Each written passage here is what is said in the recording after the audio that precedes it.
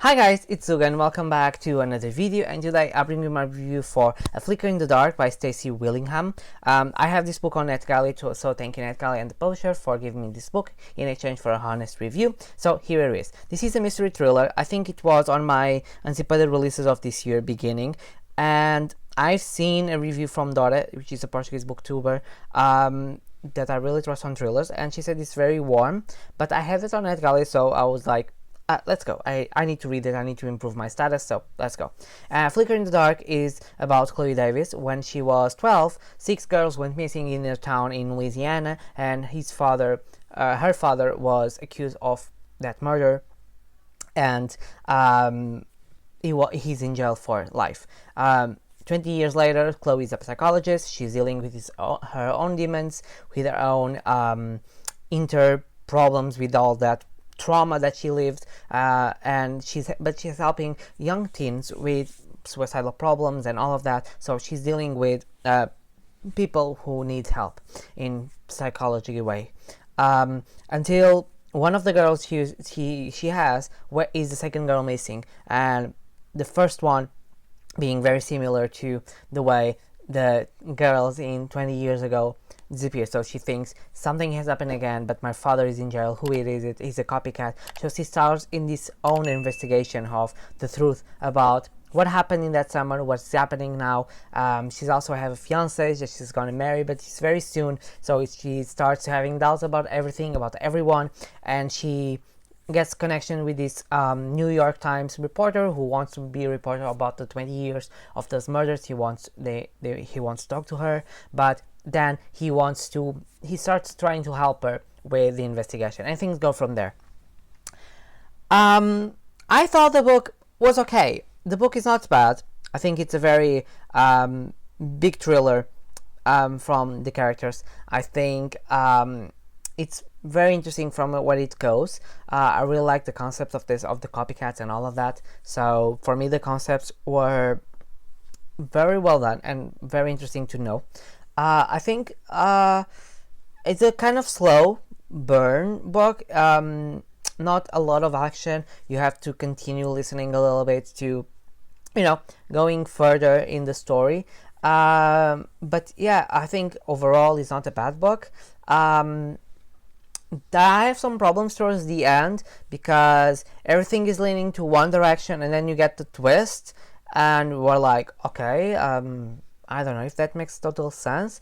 It kind of makes, but you are like that, and then you go to the second twist, and you're like, okay, I see that coming. Because when she starts referring to things, I was like, maybe, but I thought to myself, no, maybe that's too otherly, that will makes like no sense at all. And then it happened. I was like, I'm not sure if I like it. I'm not sure, because all the evidence comes to one way and then it comes to another, and then I think it's a taste opinion, but things go in a direction and then they twist, but the twist is not good enough to make you believe. I'd say the first one will be interesting to see and to understand a little bit, but the second was like, and I think they are so close that it cuts a little bit the impact, because it's one after the other almost, and you're like,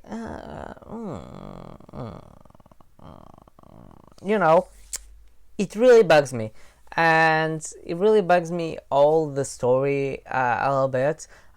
It's not a bad book. I think it's an enjoyable thriller. I think it's an enjoyable story. The characters, the dynamic between them, the secrets, how she deals with her own anxiety and her own problems with security.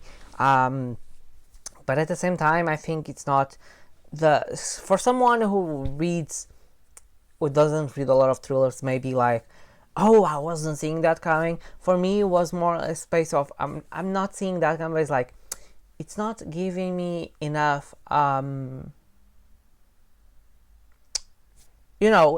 is written in one direction, and then they change it, and it's like there is not a hint about this.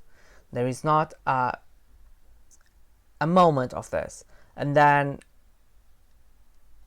I think some things don't make sense. I can say because of spoilers, but some things really messed me because you start thinking it's like, why would do that?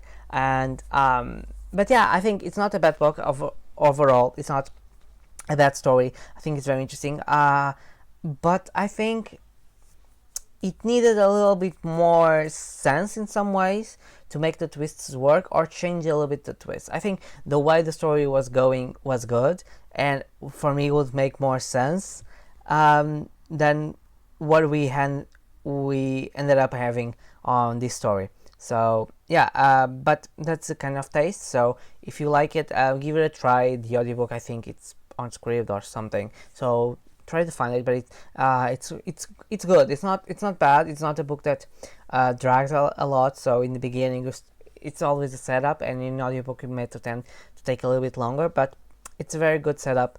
And yeah, if you like this type of stories of copycats, I recommend for that.